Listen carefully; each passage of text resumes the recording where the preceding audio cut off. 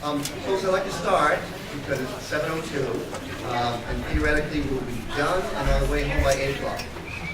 I'm Scott Butcher, I'm a student, so thanks for finding your way down here. This is room 20. I'm not sure I've ever had a number before, but welcome to the basement, or the garden level as we call it.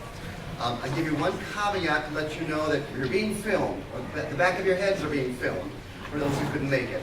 And for some reason, it was thought prudent that you know that ahead of time, for some reason that I can't figure out. I was not able to create the normal 21st century agenda that we would project over there, because the projector's there and we'd all be squished and reoriented, so this seems okay as a sort of backup plan. I'm joined tonight by Darby Neff-Beer, Director of Guidance, who's Hi, everyone. busily passing out nice papers. But also by Dan Bresman, who's going to speak first. And Dan Bresman is the coordinator of SWS. And because his recruiting season's the wrong word, you get something better than that? For my agenda for the evening? Yeah. Opens up next week. This was a perfect opportunity for him to have you as an audience to sort of spread the word for those who might be interested.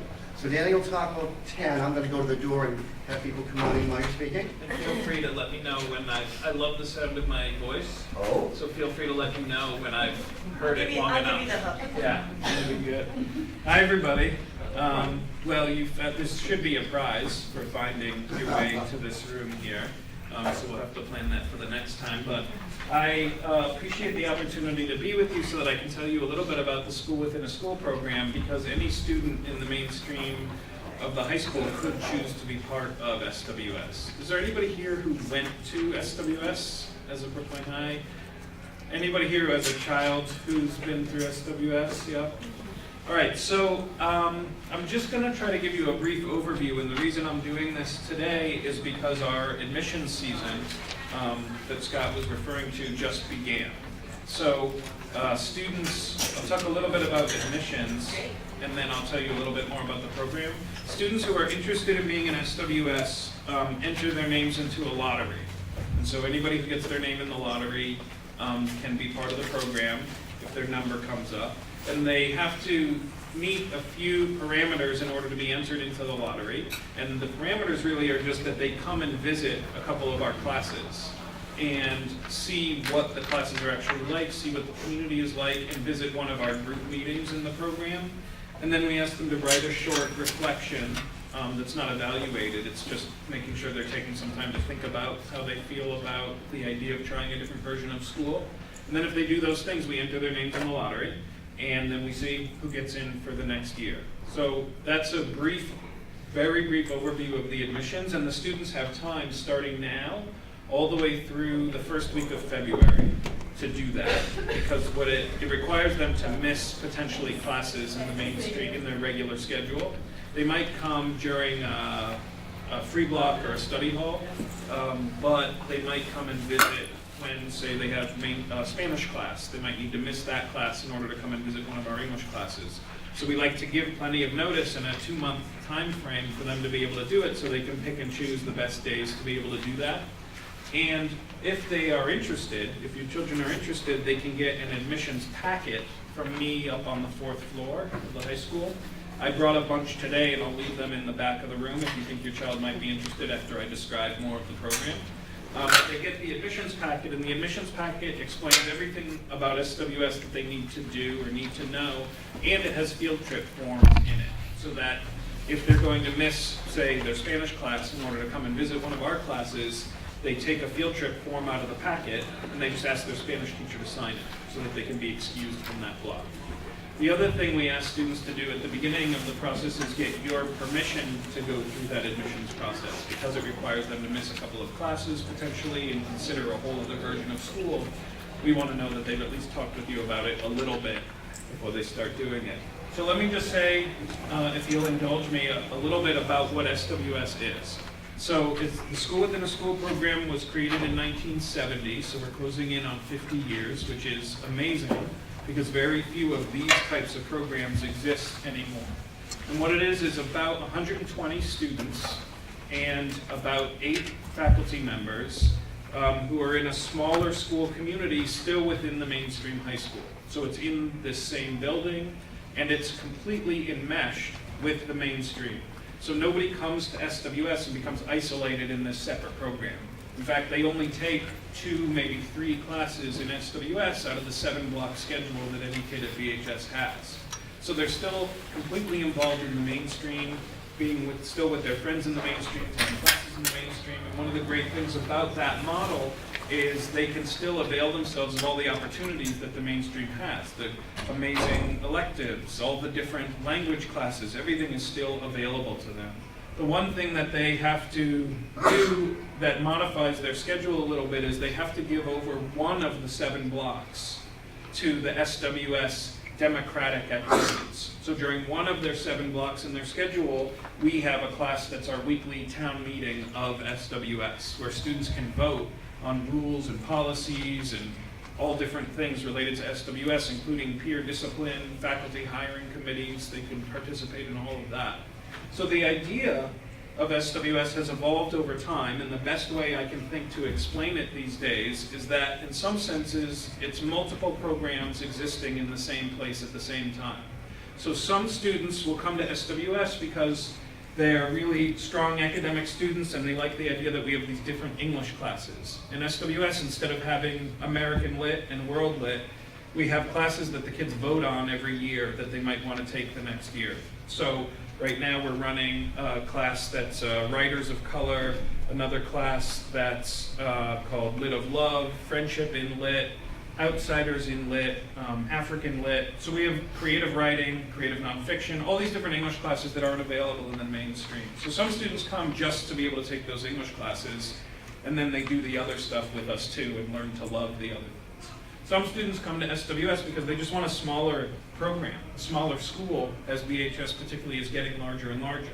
So we're 120 students. We have sort of a home base up on the 4th floor, and it can feel more like a community, more like a smaller school experience.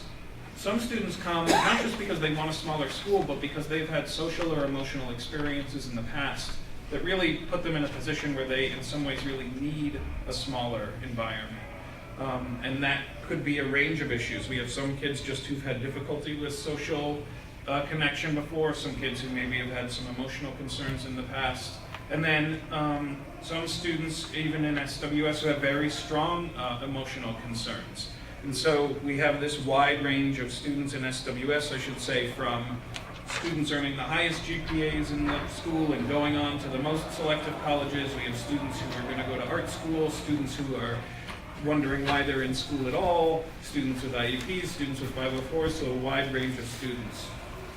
So I was saying a little bit about the different versions of SWS that exist. Some students come to SWS just because they don't like a traditional authority governance structure in high school. They want to feel like they have more of a say, like they actually get to help run the place. And so they come because we're voting on different issues every week.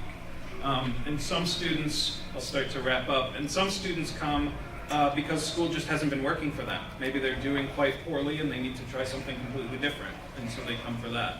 So there's all different reasons, and so it's hard to ever answer the question, what student would be a good fit for SWS? Because there are so many different types of students who might come into the program.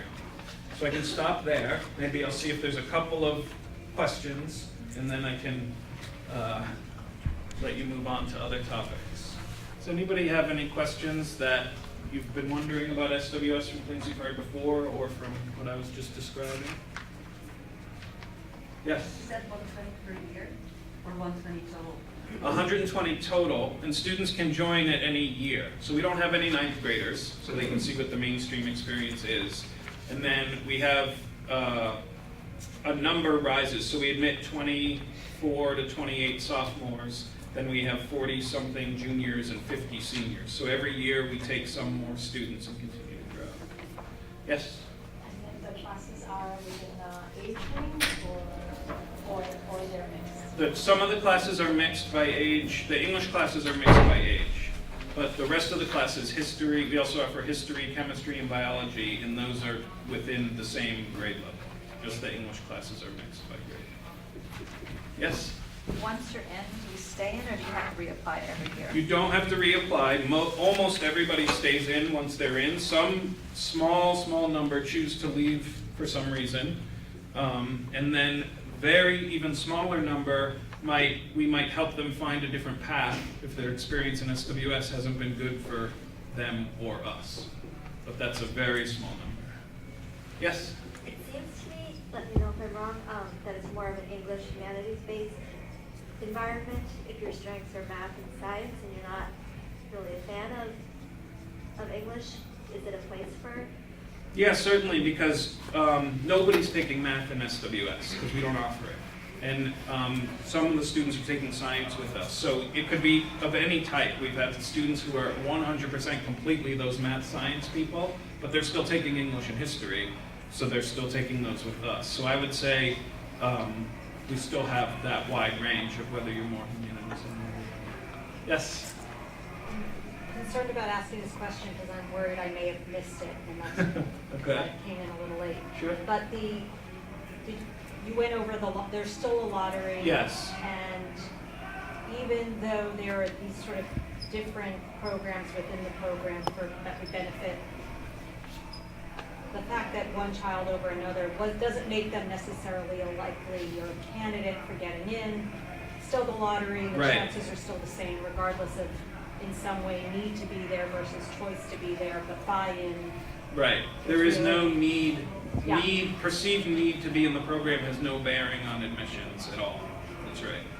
Your chance of getting in is somewhat dependent on how many kids from your grade are applying, or how many males or females are applying. Yeah, maybe one last question if anybody, yeah. Even though it's a lottery, I'm guessing it's fairly self-selected.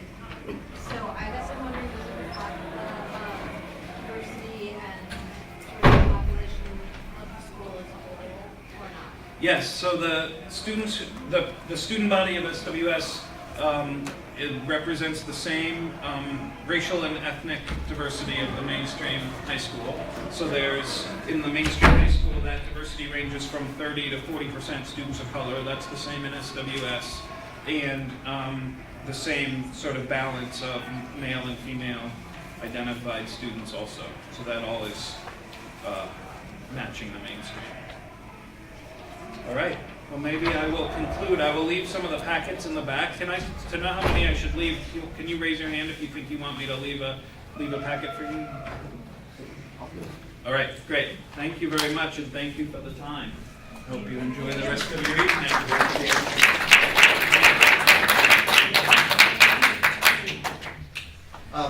So that's a lot of information. The good news is, for those in the back who might not have heard as well as I expected, the crew boys swore they'd be done at 7, now they swear again they'll be done right away.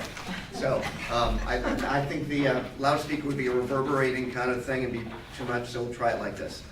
So again, I'm Scott Butchart, I'm the Dean of Students. So I have your kids all 4 years that they're, as they go through. And Darby Neff-Fear is Director of the Guidance Department. And so our plan is to use these questions that we and you all crafted, which are sort of legible, right? And sort of tag team answers for you. We know that there'll be some questions in the stream that you'll want clarity about. So we're with you until about 8, then I think we'll all break and take off and do some homework. Good. So the first one's the broadest thing. This came to our mind because you saw the first quarter report card. Hopefully you were very happy. Probably there were some areas where you felt your kid might have done a little better, or like where the conversation at home is like, well, that's different from middle school. And frankly, we don't know yet the why of it, but some things are different in high school. And so I think one broad thing is, whom do you contact if you have concerns? And there's several different answers to that question. The go-to person, most fundamentally, is your kid's guidance counselor. Many of them do know who that person is, and many of them do not. So I get questions all day long saying, who's my counselor? And I look it up and I tell them. There's no particularly good way they should know already who their counselor is.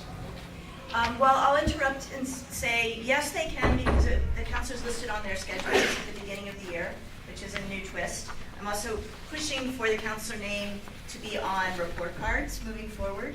I was hoping that would happen for quarter 1, but it didn't happen, so I'll keep working towards that. The other piece is you have on one of the sheets the listing of the counselors' names for 9th grade and their contact numbers. and it's the same PSBMA email as far as reaching them as any other staff member here in the building. And I'll kind of add on to what Scott said already to say that if it's a class or academic issue, I would actually recommend that the student go and see their teacher first. I really think that that is the first line of fire for a student, particularly here at the high school.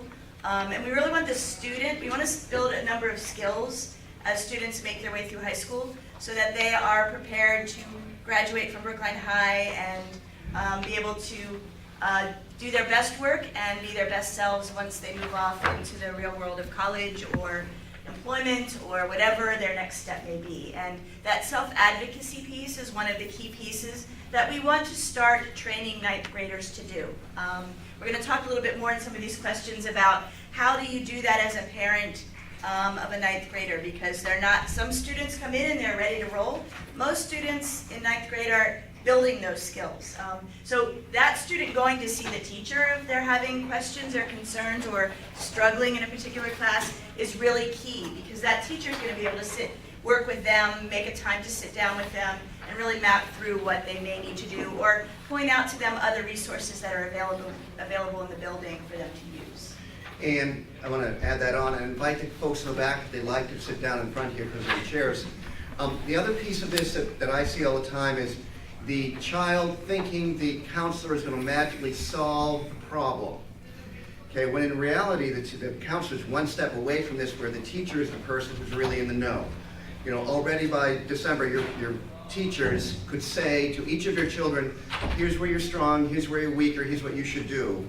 And that's a conversation that can't really happen yet in the guidance counselor's office, because that's a whole like what's going on conversation. So we're always going to be pushing your kids to go and talk with the teacher directly. And we usually say to a kid who demonstrates like, oh no, I'm too scared to do that, you know, we usually say, and if you need to have a facilitated conversation, we can find a way to do that, okay? Which brings me to the, when would you call the dean as opposed to the guidance counselor or the teacher? And you know, it's true here always that there's a lot of overlap in people's roles. And we sort of do that on purpose because we're all very good at doing everything, we think, okay? But what that means is we all want to know everybody. You know, the counselor knows the kid the same way, you know, in a different way, if the way I know the kid, and from all the different teachers know the kid differently. That's a great thing here because your kid is known by a million different people, a million different ways, and covers all the bases. But my job, theoretically, is the overview of their academic and social emotional success here. So what I mainly do is solve problems. Usually the child's going to get the closest, the quickest, closest, most intimate solution, however, at the level of the teacher and the guidance counselor. Because my level of problem solving is usually up here somewhere. So I will like take your call and say, you might want to talk to X, Y, and Z. And I'll always be saying, have you and or your child spoken to the teacher? Which is our real push. I'd go on to number 2 unless you have explicit questions about that little piece of the conversation. Ma'am? Just similar to what you said though, that who should I call if my child is struggling is slightly different question than if I, as the parent, have concerns. I Yes. have concerns about Yep. something social that's happening at school or something that kids are talking about that Yes, may or may not, there were in different you know, areas, you're right. At first I was going to say the concerns you have are often best directed to the guidance counselor as well if you're not sure why your son is not doing it or daughter is not doing as well as possible in a class. But you're talking about broader issues that pertain to all ninth graders, some slab of ninth graders, some social thing going on, in which case I would again direct you to the guidance counselor, who will be closest to have his or her ear closest to the ground. A lot of these things come to me as sort of like, Scott, you want to know about this, don't you? It's like, yes, I do. But the counselor is there in the office about 4 times longer than I am per day. So that's the person who's up to whom the info comes most quickly a lot of the time, I think. Yeah? We can look at number 2. What did I write? What can this conversation be at home? You might have heard me say I've had 4 children grow up. Darby's child's grown as well, so we have been through the mill, as it were, in case your child is, a first oldest child. And so conversations at home are really, really difficult with children at this age. It goes without saying. Okay. All the more so when it's loaded with like, well, your French grade's not very good, buddy. What's the matter with that? Okay. That's because I teach French. And so I want to offer some thoughts for you about this. Because I have all boys. Boys can be particularly grumpy. So can girls. I don't know that. I have a boy too, Well, but I think the girls can. I imagine them all being sweet and conversational at dinner and saying, guess what, Mom? But maybe not. So the times when you choose to talk to your kid, I want you to think about as being really carefully chosen moments in time. The parent reflex is to go in guns blazing and say, I want to know about blah, blah, blah over dinner. Well, the example out here is these kids have been here all day long, they've been doing this, and they want to go eat and take a shower and not talk to you, for sure. And so the thinking about if things aren't going as well as they could be academically has to be what's going well? What teachers do you like? Where do you want to change? What are your goals? What do you aspire to? And put that ball a little bit in that court, because I know my instinct, at home, and my wife works in a school as well, so my kids are fated to you're not doing as well as you should in your whatever class, what's going on? In this sort of ramped up, worried place. When a kid who's 14 years old is will you just chill out? I just walked in the door, or whatever. So I just want to, you can add in about this as well, I want to bring our thinking to a place where it's okay, it's high school, I need to rethink a little bit my approach to the kids to try to get the best possible answer back from them, that's get actual information and actual buy-in by the kid, because otherwise you're getting disinformation and pushback that makes the next conversation even harder to have. So we could talk about that for hours, but I won't. Darby? I would just add, it's really easy for us to stand up here and say this, and it's really difficult to do. So I've been a guidance counselor for over 30 years. I've worked with a lot of students and a lot of families, so it's real easy for me to say that when I was home with my son, when he is now graduated and living in an apartment in Boston and working and doing quite well. So I've been through the ups and downs of that process, and I would say that I fell into that trap too. The nagging trap, the what are you doing, why are you doing, and then I kind of step back when I get the reaction that typical teenagers will do. And I take a breather and realize I gotta follow my words that I share with lots of other people in my professional life. I think the other key piece, the yellow sheet, is an article that is just kind of interesting around a few little interesting tidbits to think about as you're supporting your ninth grader here at the high school. One of the messages delivered there is thinking about if there's things going on, maybe saying, I really want to sit down and talk and find out how you're doing. What time works for you? Instead of that, trying to break away from that nagging approach, which I think we all can fall into. It's just human nature. And figuring out some different strategies on how you develop communication. One of the other pieces that sheet talks about is really trying to do the listening piece as opposed to the talking piece, which I think you were kind of referring to, Scott. Instead of doing the talking at, kind of pose questions and then see if you can get them to respond. Easier said than done. You bet. And I would say we both were, when we were talking about preparing for this meeting, we both agreed again that some of the best places for quality conversation is driving in the car, which you probably all are well aware of. You don't have to do eye contact. There's other things that you can kind of intersperse with the conversation. But some of the best conversations that I've had with my son is when I'm moving around or when we're actually traveling in the car together for a while. Once he takes the earbuds out. Thoughts on this from you guys? We realize this is a struggle, all through high school. In college as well, right? Yeah, me too. Junior year of college is, end of junior year is when he turned it around. He started becoming a human being again. My oldest hasn't done that yet, Max. It takes some time. So I would defer to Darby about number 3. What do counselors do at BHS? So I'm going to just speak a little bit to what counselors do here. How many of you have been at VHS before, have older children who have either are here or gone through the process? Okay, that's awesome. I would say since I've been here, this is my 3rd year as the coordinator of counseling and guidance here, and the counselors here have very full schedules and very, their caseload numbers are pretty high for the expectations of what they're expected to do. So right now the average caseload for the 9th grade counselors is hovering around 225, 230 students on their caseload. So what the counselors are expected to do here is help students with scheduling, which kind of happens in a tidal wave at the beginning of the year, each school year.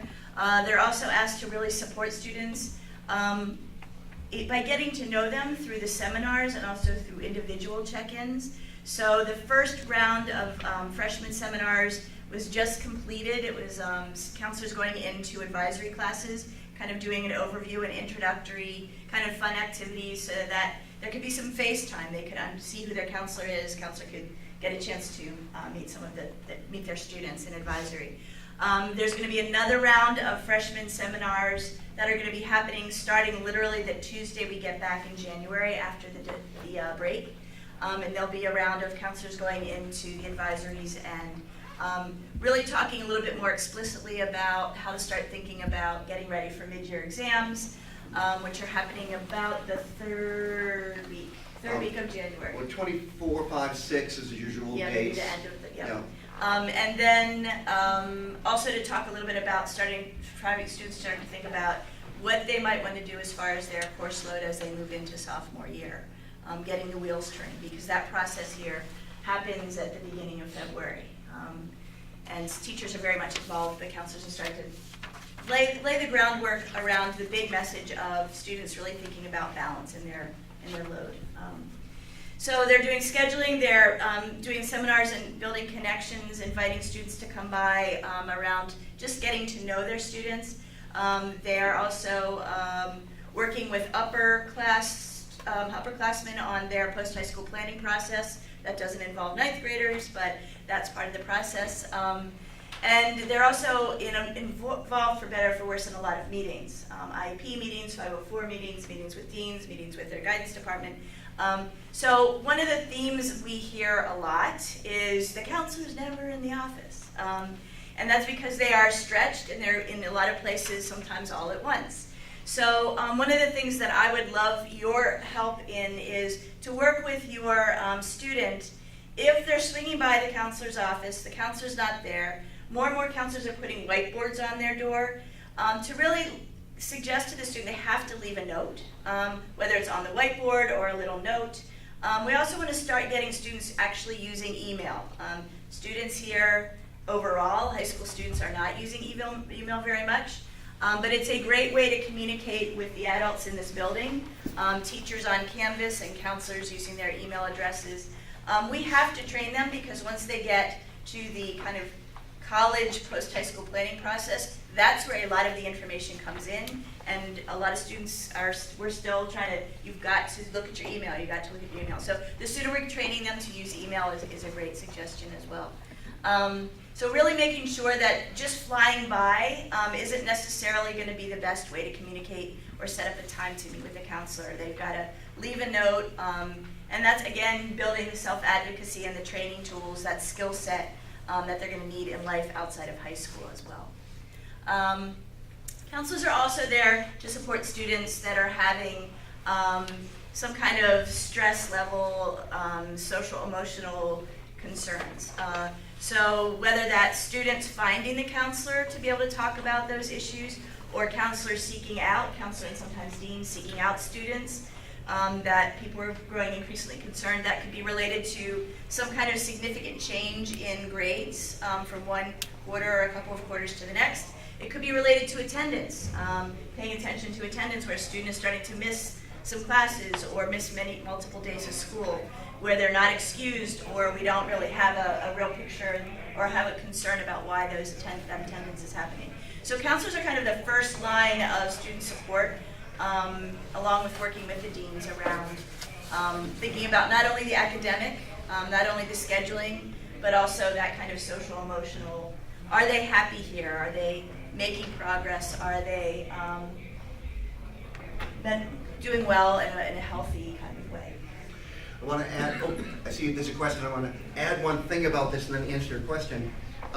Nothing is more sort of inexplicable than seeing the child walk up to the door, the counselor's not there for some reason, and then just walk away.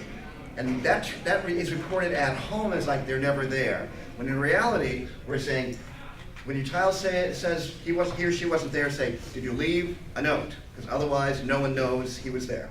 Okay. Yes. If a child is struggling academically after the first quarter grades have come out, would a counselor, would the child be flagged and the counselor seek the child out, or the child needs to proactively go and get help Well, themselves? there's two answers to that. One is, one of the functions of our weekly Dean's Team meeting is indeed looking through the data of who was not as successful as would have been ideal.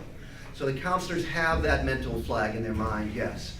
Whether in the flow of the day they're able to go search out, well, not hundreds, but dozens of kids who have an academic concern, that's harder.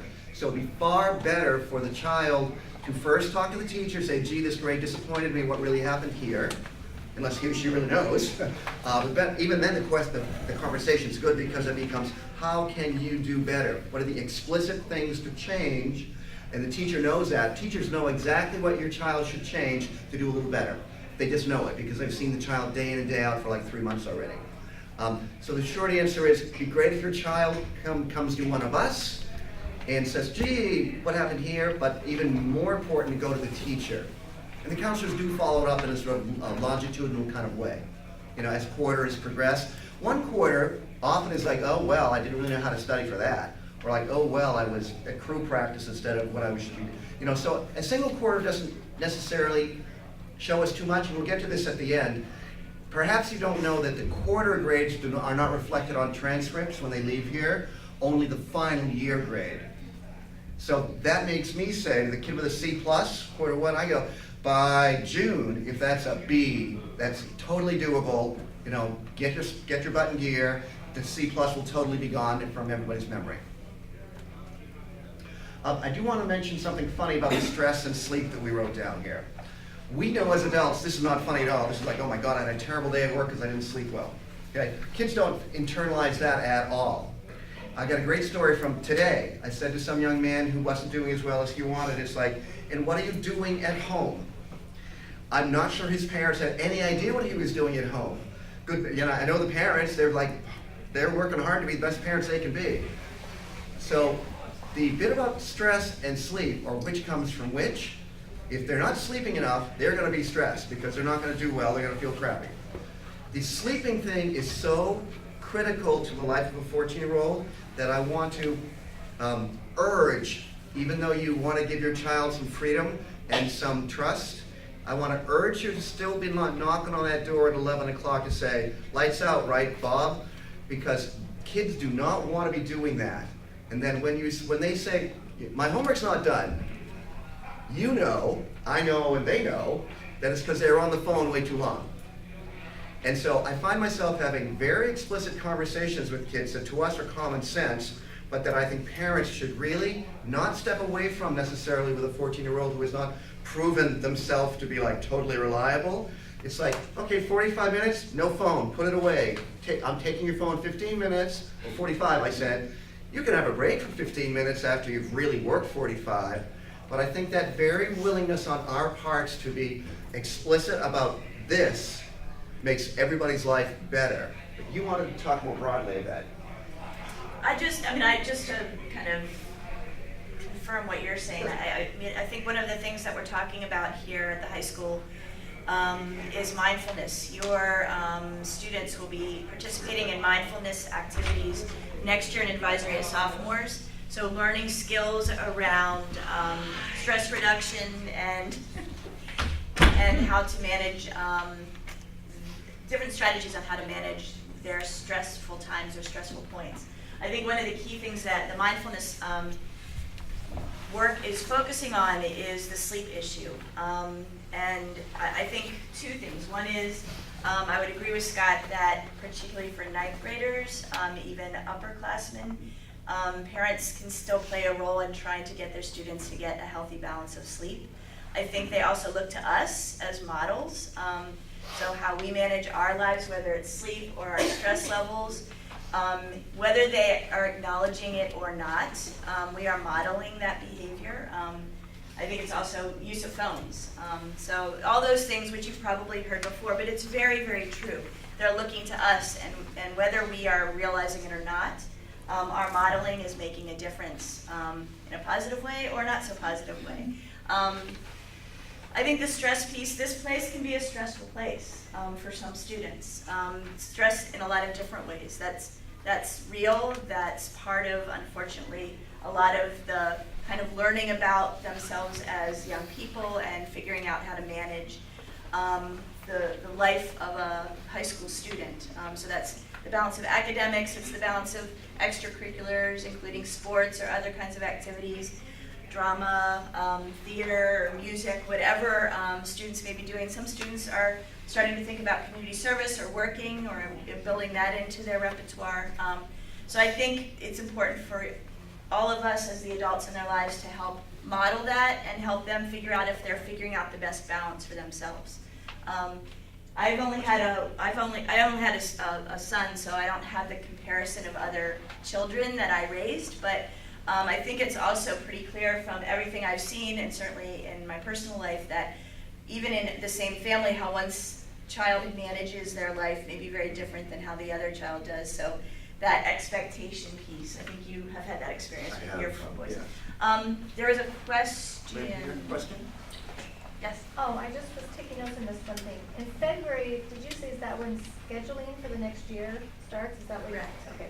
And so if you You'll have a get scheduling information. question,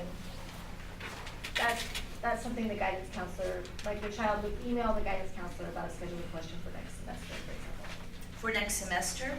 Yes. Or, okay. Yeah, yeah. next year. You're the ones to ask about that. Yes, yes, Okay. absolutely. Yeah. Or next year, but. Yeah? I know if you signed up for a class and you actually started and you have to stay for 2 weeks before you can swap out, what for electives, if your kid has already decided that they want to switch their electives, what's the best game plan for that? Let me see if I understand that fully. For next semester, Yeah. the child already knows that he or she wants to switch it. Yeah. I'm just going to trot out the thinking about this, and you can react to the paperwork part of it. We believe that a lot of children sign up for an elective, that's a very good example, with some degree of interest in it, and then their thinking changes. We believe there's often a lot of value in having that child stay because they originally chose it for a reason, and that reason might turn out to be very valid, and they need to actually see 2 weeks of it to see if their reaction about it is accurate or not, which is why we have that in part. So are we talking about changing electives for semester 2 explicitly? Yeah. Yes. Yeah, we would strongly encourage a student to actually test the waters and try it out, because they did choose that when they did their course selection back in 8th grade. I mean, this process continues as they move into the upper grade levels too. And quite honestly, the ability to do switching around is becoming much more limited because a lot of class sizes are already, or the class sizes are big, or the classes are already closed. So the ability to move things around is much more difficult. So I would say they should talk to the counselor, Yes. but Yeah. Yes. they can kind of walk them through from there. But moving forward, as your student picks their electives, their courses overall, but electives including, it's really important that they think about, be very thoughtful about what those courses are, because the ability to shift things around is going to become more and more difficult. We're finding also that some kids sort of follow a crowd into a certain class. Like, everybody's taking that, I have to take that. And it's sort of like, to be successful, I must do what everybody else is doing. Then they dump it because they realize, that it was more than they really wanted. So we're trying to hold kids, have them think about that a little harder. What do you really want to be taking? How thoughtful have you been? In January, early February, we'll have another meeting that we'll have some department heads here speaking to the actual level questions and such for next year, which fits in the timeline for choosing and finalizing course selections for next year. And because I suspect it's probably 20 of, we do want to keep going, but question? Just a really quick, I heard like a sophomore talk about a study hall type class that helps kids with their organization skills and kind of skills. Tutorial? What is that called? Tutorial, yes. And do you need to be invited to that, or is that something a child You can? can find yourself there from many different routes. You Okay. could have been recommended for it by people whom you had previously. You could be asking for it. The child or the parent, when the thinking is that more organization would be useful, more support in that way, more structure. Or we could suggest it sometimes when we see a child seeming to need that greater structure. Okay, Yeah? thanks, yeah. But there's a process that's, Yeah, that's Yep. what I think y'all account for that. Mm-hmm, Okay, yes. yep. How to give kids the opportunity to make their own decisions, mistakes, and to build resiliency. We're in favor of this. Will you speak to this first? Sure. I think this is part of helping us working together as a team, those of us here at school with you at home, around building some robust, capable young people as they move through high school and out to the real world. So we're all human beings. We all get ourselves into situations, whether it's behavioral or it's academic. I think it gets back to that helping students to feel like they are in control of their lives, which is what they think they are able to do. But also being there and backing them up when it's not working well. But helping them to walk through the process of how to improve the situation. Yeah. As opposed to swooping in and trying to correct everything for a ninth grader or 10th or 11th or 12th grader. Because, I see that a lot with parents coming in because they love their child and they want their child to be successful and doing the best they can. And I think it's a fuzzy picture about exactly when that time is as a parent to kind of give your child space versus coming in and trying to be more supportive. There's no perfect answer to that, but I think thinking about you as being part of a team with us here at school to support your child, so communicating back and forth with the counselor, the dean, if you have concerns, but including that your student in the process and communicating with them as well. So when kids make a poor choice, which I think most of us have made in our lives, and some kids just manage to do it during high school, my usual reaction, and I often say this to parents and kids, like, if you needed to make a mistake, way better to be doing it here with all these levels of cocoon around you and people who care, than when you're off on your own, you have to handle it by yourself. Okay, so we don't view mistakes like, oh my God, a mistake.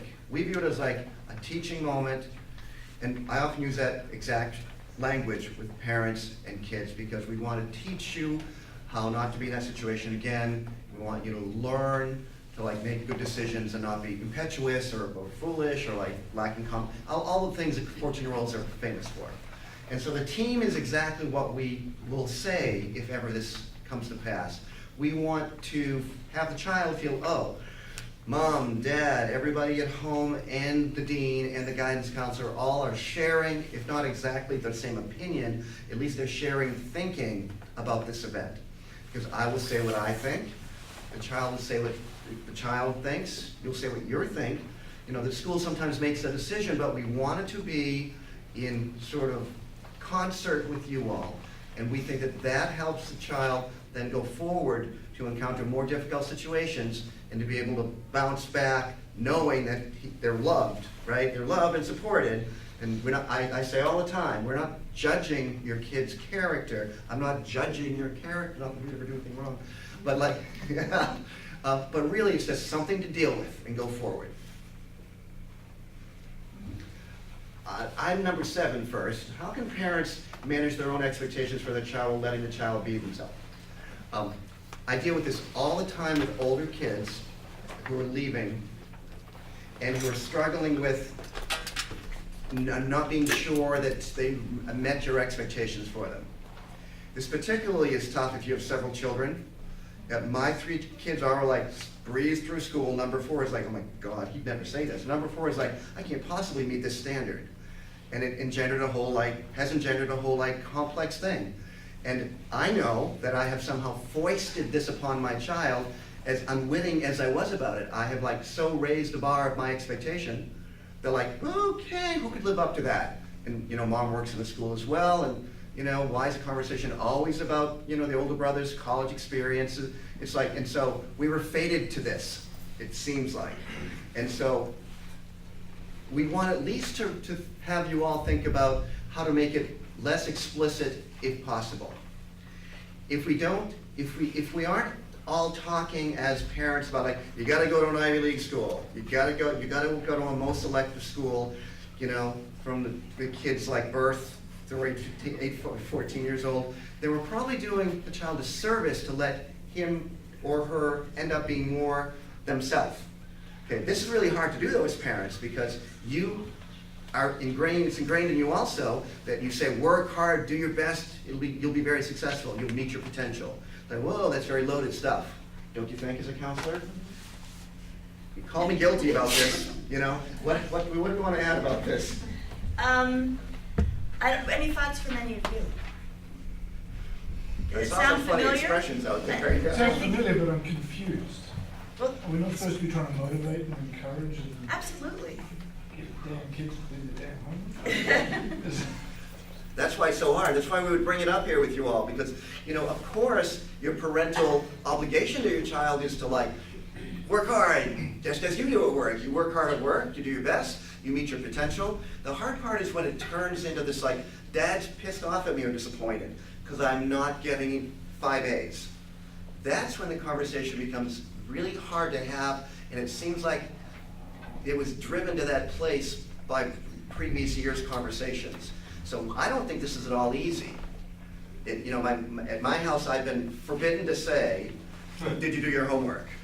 Because it's too loaded for my particular child. It's Scott, stop saying to him, did you do your homework? They'll work on it at school with him. And that's true, that's really true. And all the teachers and all the support people here are gonna work extremely hard, despite the massive size of the place. Every single kid here is gonna be pushed and pulled to be his or her best self. It's a process, right? It's a 4-year process. By the end, we hope to have joined our voices to yours so that it doesn't end up only being your voice, crying in the wilderness, as it were. Okay? And so this is a very hard topic, and I appreciate your calling me on the carpet about it a bit, because we do want, of course, you to be your best parental selves, but I just think it requires a lot of thought in your particular context to figure out how can I be my best parent, not to mention the mom-dad push and pull. There's always some difference between mothering and fathering. There's always something where dad's a bastard and mom's a loving person, or the reverse, right? But it's a whole dynamic that's out there to be thought through at least. I think there's other ways to motivate. A technique that I have tried with my own son and have talked to parents about for years is the positive reinforcement, as opposed to the, are you doing your homework? So knocking on the door, checking in, what can I do for you? Need a glass of water? I just made some brownies. You want me to bring up a brownie for you while you're doing your work? Trying to just encourage as opposed to the, are you doing it? Are you doing it? It's kind of figuring out how to readjust the nagging approach, which I can guarantee you is probably not gonna really help to motivate, and may actually backfire. Just a comment, one of the things that I remember realizing with my older daughter who graduated a couple years ago was, it probably was sophomore, junior year, probably sophomore, where I realized whatever I was saying about, did you do your homework, that the pressure was so, the expectation for achievement to succeed was already so intense here at school. The norm, it felt like what she was taking in was the norm, the way that kids pick up what the norm is, right or wrong, good or bad, was high achievement. So I realized that, she needed me to be the same as I always was, more or less, and not to start suddenly, Right. Right. You are who you are. But I suddenly, not suddenly, but realized that my role was to sort of try to equalize what felt to me like quite a lot of, the pressure was so great here, at least how she experienced it. And it's hard for kids to even process that and how that makes them feel, right? They're in classes, five sets of kids, 5 cohorts, and they're very aware of how everybody's better at this or less good. They're very aware of other kids' success. And so to take that and put that through a sort of like a hopper, right, for parents, they'll be like, what can I say? I always, whatever I say is always wrong in my house, of course, but I do my best. And it often has to be turned around from what would be my intuition into something more like, what do you like about that class? Or just make it be some sort of banal seeming sort of like, you're learning about volcanoes, that's cool. Which is not where we're really going naturally as parents, because really we're talking about, let's talk about physics, and volcanoes are more fun, right? Right. Let me go on to 8 and 9. At 8 o'clock, Darby should go off to her next engagement, which is probably going home. I'll be around for a few minutes at the end for people, but how are freshman grades factored into the GPA, and do colleges factor in grade 9? Yeah. So freshman year grades are not factored into the Brookline High School GPA. A student's official GPA by the time they apply to college, for example, is based on final grades from sophomore and junior year. So freshman year grades are not part of the BHS GPA. What is real is that when a student, and 89% of our students go off to college, applies to college, the colleges will see their full transcript. They'll see final grades from 9th grade, 10th grade, 11th grade, and then they'll start seeing breakdowns of grades during senior year. If a student ends up applying early, they'll see quarter 1 grades. If they end up applying regular decision, it will be both quarter 1 and quarter 2 grades. So what colleges do is they'll take a look at where a student is compared to the rest of their Brookline High School class by comparing the GPA to the graph that we send off in our school profile. So they'll try to get a sense of where that student fits. We don't rank here at Brookline High School, so that gives the admissions offices a sense of where that student is compared to their senior class. What they will often do, and they don't, sometimes we know that they do this, and many times admissions offices do not share with applicants, families, counselors. They'll take the GPAs from different high schools, they'll kind of throw them in the trash can, so to speak, and they will recompute their own GPA, often pulling back in 9th grade grades. For example, just because we know that UMass Amherst does this, they've done it for years, that is what UMass Amherst does, for example. They actually do recompute and include in 9th grade. The philosophy behind not including 9th grade grades in the BHS GPA is because we kind of see it as a growing year for students to learn how to do high school. So the stress of them feeling like it automatically is going to be buying into their Brookline High School GPA, we want to try to lessen that a little bit or as much as we can, so that's why we do not include it. Not all college admissions offices recompute. Like I said, some we know and a lot we don't know. But they do see those grades. I will say, after doing this work for a lot of years, that if a student has kind of a rough start in their freshman year, even moving into sophomore year, but they really start an uphill climb, they really show that they're making progress, colleges are going to note that.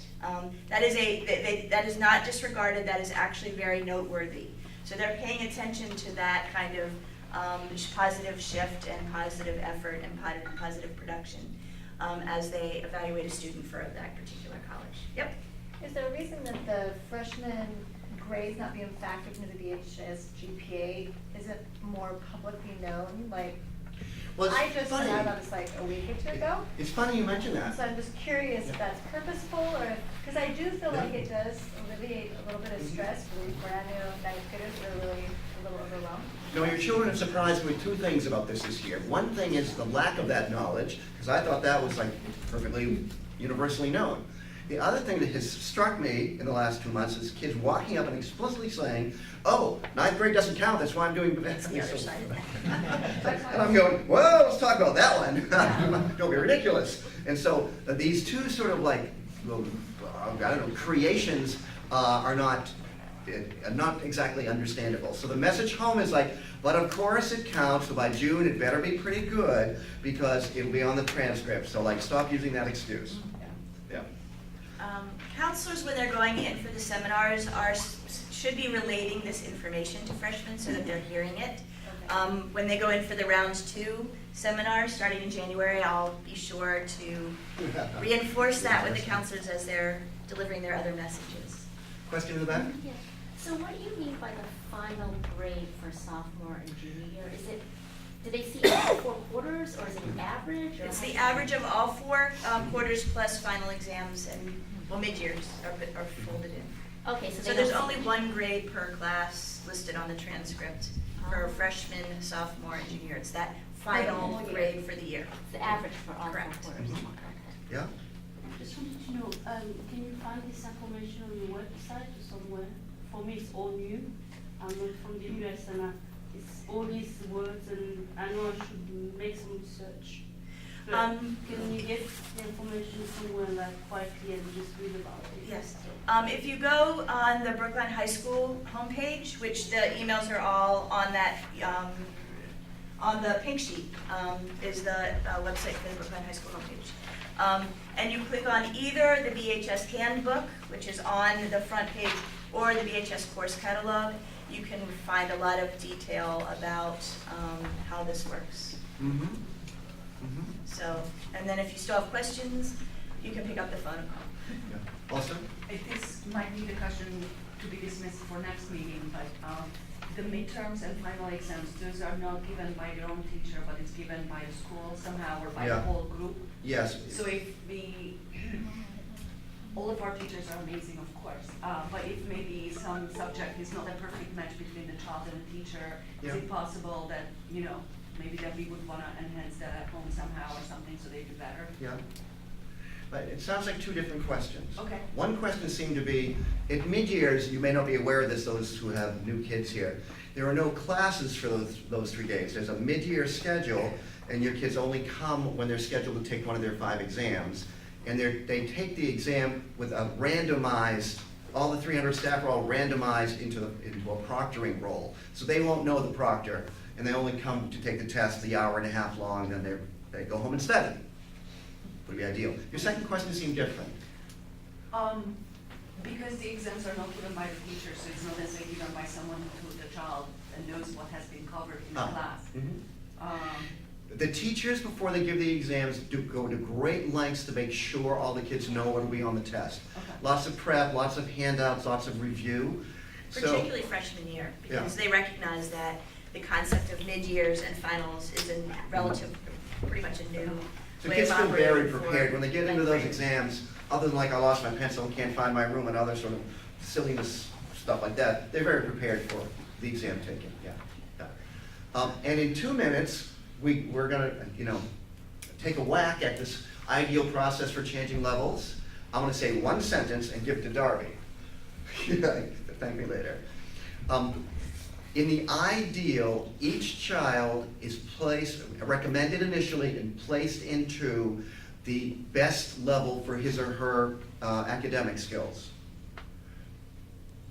comma, which means often that a parental desire for the child to be in a higher or lower level is sort of in conflict with what a recommendation has been by the teacher from last year who knows your child so well after 10 months. Which is why we get in the struggle about, I'm recommended for honor, whatever, I'd rather take X. And then we create a whole long conversation with the present teacher, the recommending teacher, and through the guidance counselor and the dean sometimes to try to be sure children and families make the best possible decisions. But that's a very broad whack at that. And I would say each teacher is looking at how that student is functioning in their class. So they kind of have the blinders on a little bit about how that student is performing.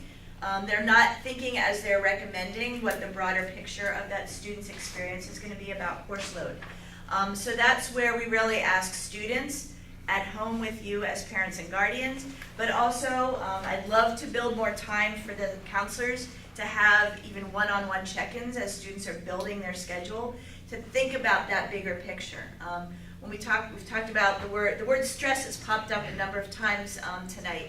And I think one of my experiences coming here now in my 3rd year is that sometimes that stress piece can really spike when a student a student and or parent out of their best, thinking, well, all of these teachers recommended me, I'm good to go, but they don't think about the bigger picture, plus they're a 2-season athlete and they play the violin and they like a little free time. Right. So, that balance piece, I just keep coming back to that over and over again, and I think that we are working on how to better message that to students as they think about their course selection for the next year. And we also want to be working again as a team with parents, guardians at home, so that you're really helping your child better than we ever will. And really thinking about that in a fair way so that they're balancing what that looks like for them. We want to try to keep stress lessened as opposed to spike it or escalate it. I would add for the second and third parts of that question, do teachers provide feedback? They sure do. Teachers are not shy about suggesting when the child is struggling, either movement upward or downward, okay? The ability to change levels has now closed for this year, which is always December 1. Hopefully it all happened as it should be. There was not much moving around among the freshmen, which is good, very good actually. And changing levels during the semester, as I indicate, is capped after half of the semester. At the half semester point is when That's a semester course. but I think it's factored into the, well, you see, we don't know. Yeah. December 1. So lots of teacher feedback, yes, I think is the short answer to that. And it's now 8:04. Sorry, we've stayed 4 extra minutes. I do thank you for coming.